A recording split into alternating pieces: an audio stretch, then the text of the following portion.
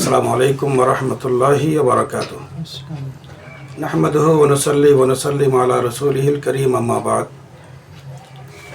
আমি মোহাম্মদ আবু তাহের, পিতা মরহুম মোহাম্মদ আব্দুল সাত্তার, ফুলচুরিপাড়া, দক্ষিণ পতেঙ্গা 41 নম্বর ওয়ার্ড। আমি আগামী ত্রয়োদশ জাতীয় সংসদ নির্বাচনে বৃহত্তর সুন্নি জোট সমর্থিত ইসলামিক ফ্রন্ট বাংলাদেশ মনোনীত প্রার্থী হিসেবে চেয়ার প্রতীকে আমি আগামীতে ইলেকশন করব ইনশাল্লাহ। আমি আপনাদের সবার দোয়া চাই, আপনাদেরকে আমি শুভেচ্ছা বিনিময় করছি। আপনারা যদি আগামীতে আমাকে নির্বাচিত করেন তাহলে চট্টগ্রাম 11 আসনে বিভিন্ন রকমের যে সমস্যা আছে, বিশেষ করে ইপিজেডের শ্রমিকদের যে সমস্যা, ন্যায্য দাবি, তাদের আমি সে ন্যায্য দাবিগুলো পূরণের জন্য আমি সচেষ্ট হব। বিশেষ করে পতেঙ্গা এলাকায় একটি সরকারি হাসপাতালের জন্য আমি নিজেকে নিবেদিত করব। একটি হাসপাতাল প্রতিষ্ঠার জন্য আমি চেষ্টা করব এবং চট্টগ্রাম ইপিজেডে যে যাওয়া আসাতে মানুষের যে কষ্ট ভোগান্তি, ট্রাফিক জ্যাম, সেটা আমি নিরসনের জন্য চেষ্টা করব। দুর্নীতির বিরুদ্ধে আমি একেবারে নিজেকে নিবেদিত করব।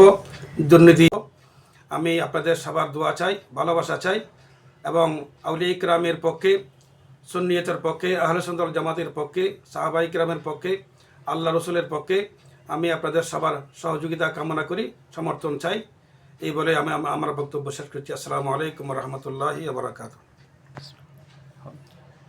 বিশেষ করে বন্দর এলাকায়, বন্দরে যে সমস্ত শ্রমিক ভাইরা দীর্ঘদিন পর্যন্ত তাদের দাবির জন্য ওরা অনেক কষ্ট স্বীকার করতেছে, তাদের পক্ষে আমি ইনশাআল্লাহ সংসদে গিয়ে কথা বলবো।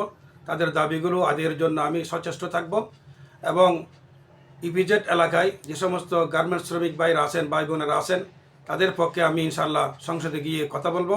তাদের দাবি দাওয়াগুলো আমি ইনশাআল্লাহ পূরণের চেষ্টা করব এবং যারা এই রাস্তার মধ্যে যানজটে ভোগান্তিতে আছেন, বিশেষ করে রাস্তার মধ্যে যে গাড়িগুলো দাঁড়িয়ে থাকে, মানুষ চলাফেরা করতে পারে না, অ্যাম্বুলেন্স চলাচল করতে পারে না, সেই সমস্ত যানজট নিরসনের জন্য আমি চেষ্টা করে যাব ইনশাআল্লাহ।